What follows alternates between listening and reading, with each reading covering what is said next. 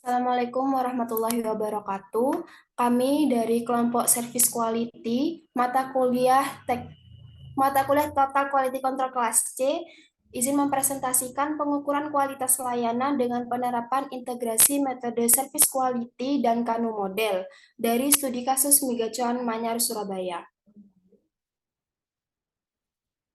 Next. Sebelumnya, izinkan kami memperkenalkan diri. Saya Puspitaria Pangastuti dengan 5 rekan teman saya, yaitu ada Ahmad Noval Akil Abdullah, Farah Zahila, Christian Steve Jonathan Mundung, David Elvando, dan Fahrul Rozi.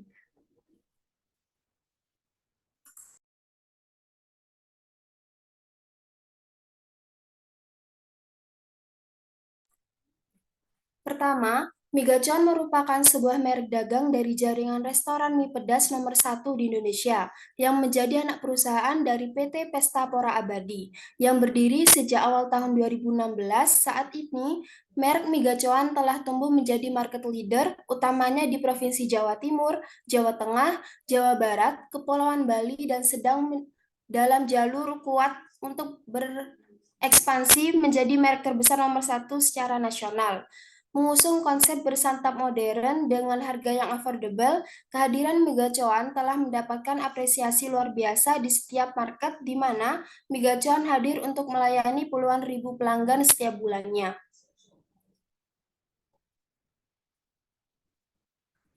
Next. Untuk studi kasusnya, penelitian ini diawali dengan melakukan pengamatan di tempat makan mie Gacuan yang beralamatkan di Jalan Manyar Kertoharjo 3 nomor 109, Manyar Sabrangan, Kecamatan Mulyorejo, Surabaya, Jawa Timur. Pengukuran yang dilakukan melalui kuesioner kepada responden dengan jumlah sampel yang telah ditentukan. Setelah mendapatkan data dari responden, selanjutnya akan dianalisis menggunakan metode service quality dan Kano untuk mencari akar permasalahan utamanya.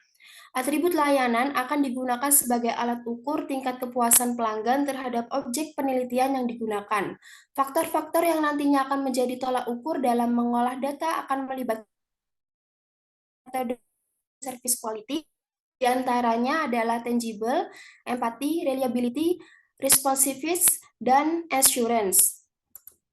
Untuk keluhan umum para konsumen dapat diketahui dengan melakukan wawancara atau kuesioner dengan menanyakan kualitas pelayanan, kualitas makanan, dan juga kenyamanan tempat.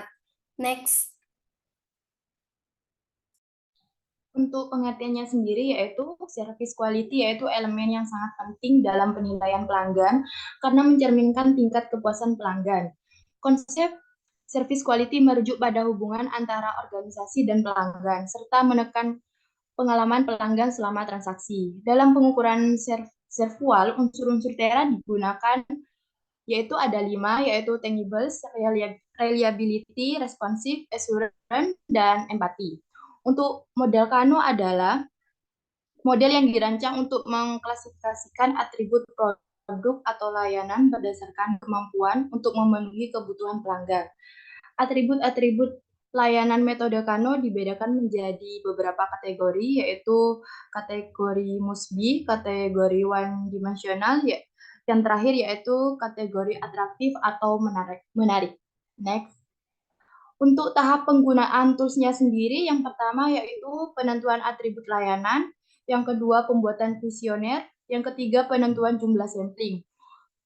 Untuk penentuan jumlah sampling menggunakan rumus Lemisho yaitu N sama dengan Z kuadrat dikali P dikali 1 min P dibagi D kuadrat. Untuk N-nya sendiri yaitu jumlah sampel, Z kuadrat yaitu tingkat kepercayaan, P yaitu proporsi suatu kasus tertentu terhadap populasi, dan D derajat penyimpangan terhadap populasi yang diinginkan.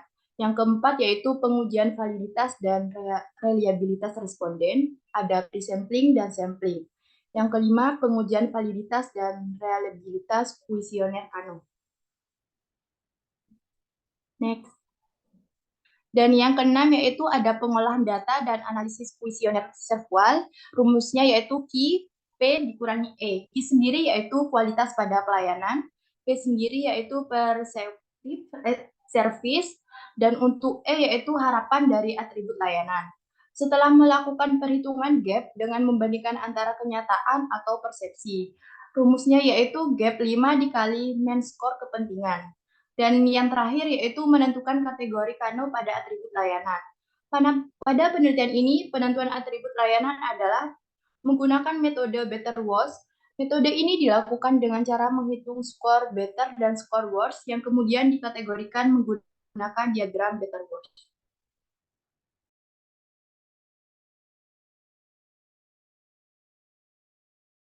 Next.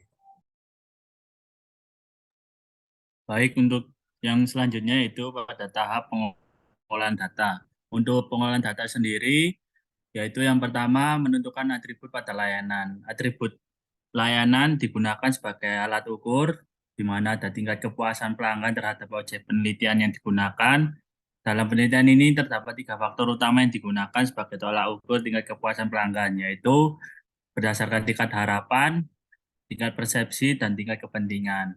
Nah, untuk reliability-nya sendiri, yaitu pertanyaannya sebagai berikut, bagaimana pendapat Anda tentang waktu tunggu untuk memesan makanan dan mendapat pelayanan di restoran Gacoan? Dan untuk yang tangible, yaitu menurut Anda pengolahan tempat parkir di Gacoan apakah aman?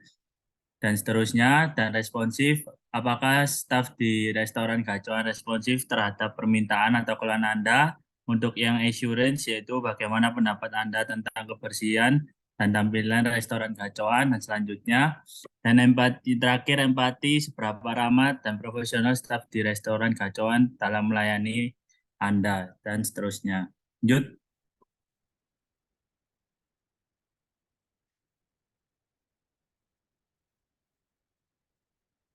Nah, untuk yang tahap kedua yaitu di mana kita membuatkan kuesioner. Untuk pembuatan kuesioner sendiri dapat membuat melalui Google Form, dan kuesioner ini akan dibagikan kepada para customer yang telah melakukan pemesanan. Kuesioner yang telah dibagikan akan dianalisis untuk menentukan langkah-langkah perbaikan layanan guna meningkatkan kualitas pelayanan restoran Gacuan Manyar. Nah, terdapat 3 bagian utama yang digunakan pada kuesioner ini, yaitu untuk bagian pertama yaitu profil dari responden itu sendiri, yang kedua bagian yaitu kuesioner SQL, dan yang bagian 3 yaitu kuesioner Kano. Nah, selanjutnya yaitu penentuan jumlah sampling, di mana tadi untuk penentuan jumlah sampling menggunakan rumus Lemshow. Rumusnya yaitu N sama dengan Z kuadrat kali P kali 1 min P per D kuadrat, dan ketemunya untuk penentuan jumlah sampingnya yaitu 96,04 atau dibulatkan menjadi 97. Lanjut. Nah, untuk yang selanjutnya yaitu pengujian validitas dan reliabilitas pada 3 tingkat kepentingan yang ada. Yang pertama yaitu berdasarkan tingkat kepentingan. Nah, untuk tingkat kepentingannya sendiri, untuk reliabilitasnya yaitu terdapat data bisa dikatakan valid dikarenakan tabel yang ada yaitu melebihi dari 0,1966, di mana pada tabel dapat dilihat pada tabel korelasi pada P1 sampai P9 tidak ada angka yang di bawah 0,1966. Untuk validitasnya sendiri yaitu terdapat cross batch alfanya 0,7808, di mana hasil yang diperoleh lebih tinggi dari nilai minimum cross batch alpha yang sudah ditentukan yaitu 0,70. Dan untuk yang kedua yaitu berdasarkan tingkat harapan. Untuk caranya sendiri sama dengan tingkat kepentingan. Untuk reliabilitasnya sendiri, datanya dapat dikatakan valid dikarenakan tidak ada nilai yang di bawah 0,1966. Dan untuk validitasnya sendiri juga dikatakan valid dikarenakan cross base alpha-nya melebihi 0,70, di mana untuk tingkat harapan sendiri cross base alpha-nya 0,7839. Lanjut. Dan yang terakhir yaitu berdasarkan tingkat persepsi. Nah, untuk tingkat persepsi sendiri, untuk data di reliabilitasnya bisa dikatakan valid, di mana tabel yang ada pada gambar tersebut untuk P1 sampai P9 tidak ada nilai yang kurang dari 0,1966. Untuk cross batch alpha-nya sendiri juga hasil yang diperoleh lebih tinggi daripada nilai minimum close base alpha, yaitu sebesar 0,70. Hasil tersebut telah melebihi dari nilai minimum yang telah ditentukan, yaitu 0,70, di mana hasil close base alpha-nya 0,7744.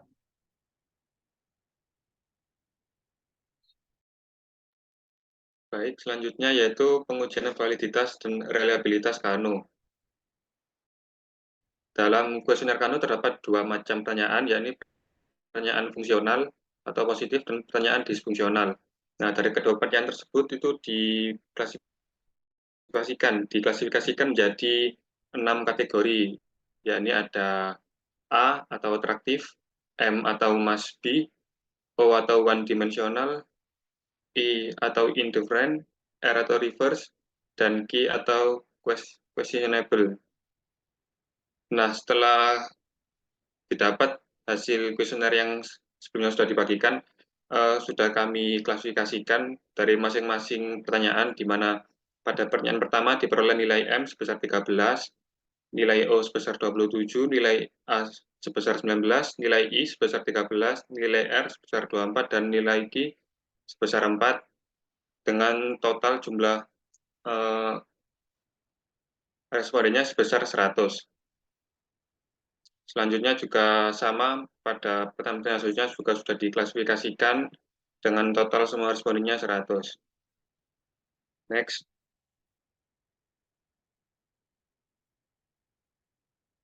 Selanjutnya yaitu pengolahan data dan analisis kuesioner SERVQUAL.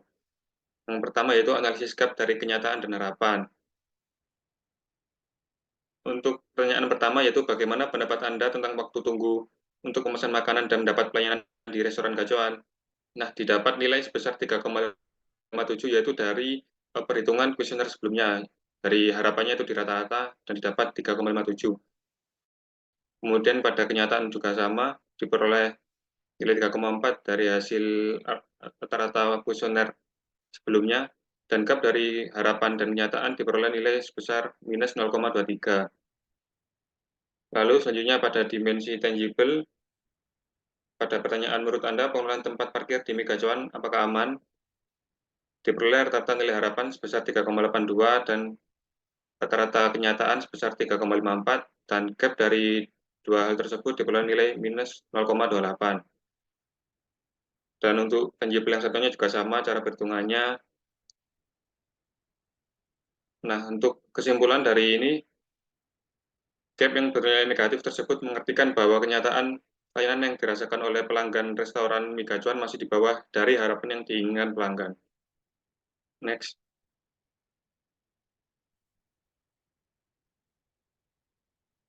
Selanjutnya yaitu analisis skor kepuasan pelanggan. Nah, dari hasil perhitungan tadi kan diperoleh dari masing-masing pertanyaan gap-nya sebesar minus 0,23. Selanjutnya itu dihitung dengan main kepentingan untuk mengetahui skor kepuasan pelanggan. Contohnya seperti pada pertanyaan pertama dalam dimensi reliability. Pada pertanyaan bagaimana pendapat Anda tentang waktu tunggu untuk pemesan makanan dan mendapatkan pelayanan di restoran gacawan, itu pada perhitungan sebelumnya diperoleh gap sebesar minus 0,23. Selanjutnya, nilai tersebut akan dikalikan dengan main kepentingan dengan nilai skornya sebesar 3,39, sehingga mendapat hasil skor kepuasan pelanggan sebesar minus 0,78. Selanjutnya pada dimensi tangible pun juga sama, nilai gap sebelumnya sebesar minus 0,28 dikalikan dengan main kepentingan sebesar 3,63, sehingga diperoleh hasil minus 1,02. Pada pertanyaan seberapa puas Anda dengan kualitas makanan yang disajikan di restoran gacuan, diperoleh nilai minus 0,15 dengan main kepentingan 3,77, sehingga diperoleh skor kepuasan pelanggan minus 0,57. Hal itu dilakukan secara terus-menerus pada setiap pertanyaan, sehingga diperoleh kesimpulan dari hasil perhitungan skor kepuasan pelanggan, maka didapatkan keseluruhan skor memiliki skor negatif. Hal ini berarti pelanggan mie gacuan belum merasa puas dengan pelayanan yang diberikan. Maka dari itu, perlu adanya perbaikan untuk meningkatkan skor kepuasan pelanggan.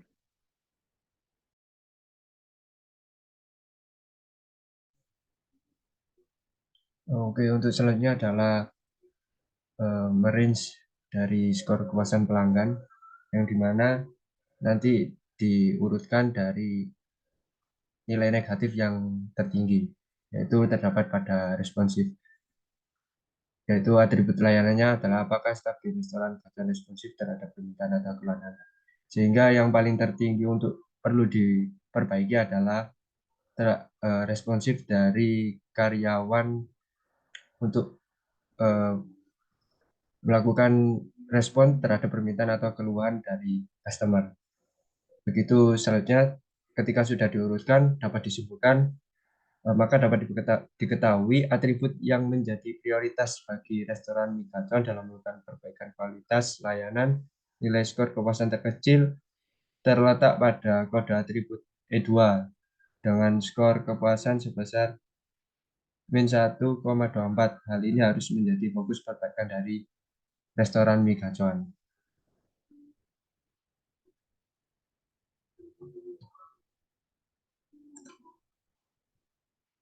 Oke, selanjutnya adalah perhitungan dari better worse. Nah, untuk better worse ini mempunyai rumus tersendiri. Nah, di mana better ada rumusnya yaitu A plus O dibagi A plus O plus M plus I. Sehingga dapat dihasilkan untuk kode atribut responsif yang pertama adalah betternya adalah 0,639, sedangkan untuk rumus dari worse sendiri adalah 0 O plus M dibagi A plus O plus M plus I, sehingga dapat dihasilkan dari kode atribut responsif yang pertama worse-nya adalah 0,556, begitu selanjutnya. Sehingga dapat disimpulkan dari hasil penentuan kategori Kano terdapat 4 kategori pada tiap atribut layanan, yang dimana kategori tersebut adalah must be, one dimensional, atraktif, dan indifferent. Terdapat 4 atribut layanan yang termasuk dalam kategori must be, yaitu dari tangible, terus lalu ada A2 dan A3. Hal ini berarti bahwa layanan tersebut harus memiliki kualitas pelayanan yang memenuhi standar. Dari hasil pengelompokan kategori berdasarkan better worse juga didapatkan bahwa terdapat 2 atribut layanan yang termasuk dalam kategori atraktif, yaitu responsif yang pertama dan E1.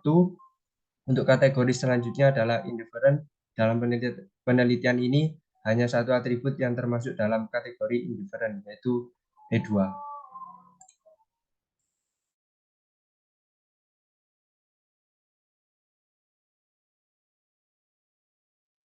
Baik, selanjutnya setelah diperoleh perhitungan dari metode SERVQUAL, yaitu menentukan nilai gap dan menentukan Kano model yang menentukan bobot dari klasifikasi pertanyaan yang telah diberikan.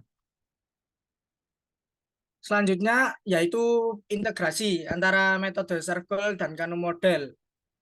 Integrasi ini sendiri merupakan penggabungan antara kedua metode yang sudah dilaksanakan. Untuk Kano model sendiri, yaitu menentukan bobot kelasnya masing-masing seperti O, M, dan I maupun A. Untuk kategori I sendiri atau indifferent memiliki nilai bobot sebesar 0, dan untuk must be mendapatkan bobot 1, untuk one dimensional memiliki bobot 4. Dalam integrasi ini akan dicari nilai adjust importance-nya yang diperoleh dari nilai absolut dari skor kepuasan pelanggan. Untuk dari pembobotan ini sendiri dilakukan dengan mengkalikan bobot yang didapatkan dari kategori pada Kano seperti pada slide PPT. Untuk nilai gap yang sudah didapatkan pada reliability pertama yaitu negatif 0,23 dengan rata-rata kepentingan 3,39. Untuk satisfaction score sendiri yaitu mengkalikan nilai gap dengan rata-rata kepentingan minus 0,23 dikalikan dengan 3,39 yaitu memiliki nilai minus 0,78. Untuk Kano dan bobotnya sendiri bisa dilihat pada klasifikasi Kano. Nilai O memiliki nilai yang terbesar pada atribut RE1. Untuk O sendiri memiliki nilai 2. Sedangkan untuk adjust importance-nya yaitu 1,56 didapatkan dari hasil satisfaction score dikalikan dengan nilai bobot yang pada kelas Kano tersebut, yaitu nilai mutlak dari satisfaction minus 0,78 dikalikan dengan 2 mendapatkan nilai 1,56. Seperti pada slide PPT yang dijelaskan, itu dikalikan semuanya. Dari hasil penggabungan tersebut diperoleh nilai adjust importance, lalu didapatkan satu atribut yang memiliki warna abu-abu.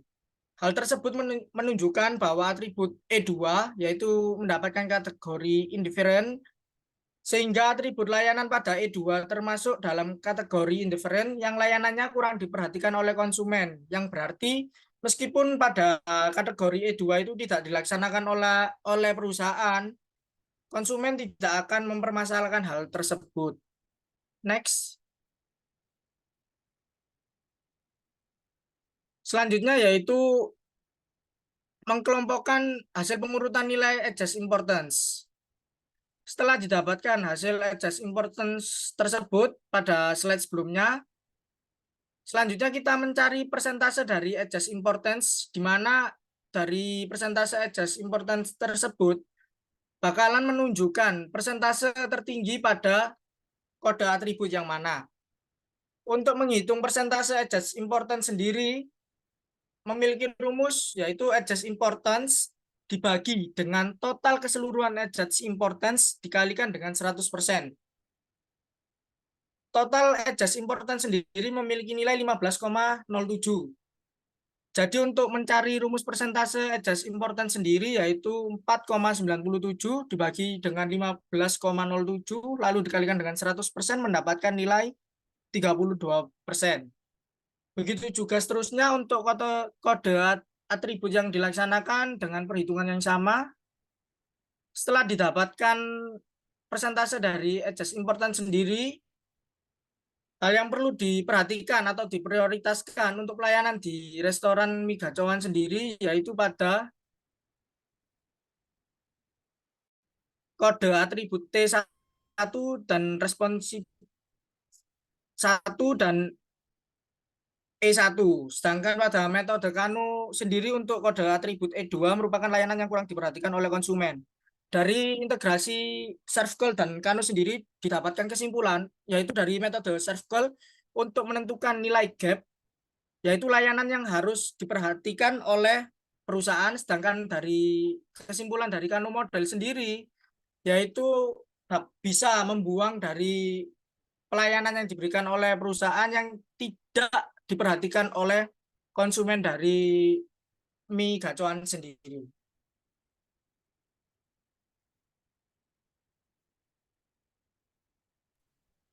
Sekian presentasi dari kami, kurang lebihnya mohon maaf. Wassalamualaikum warahmatullahi wabarakatuh.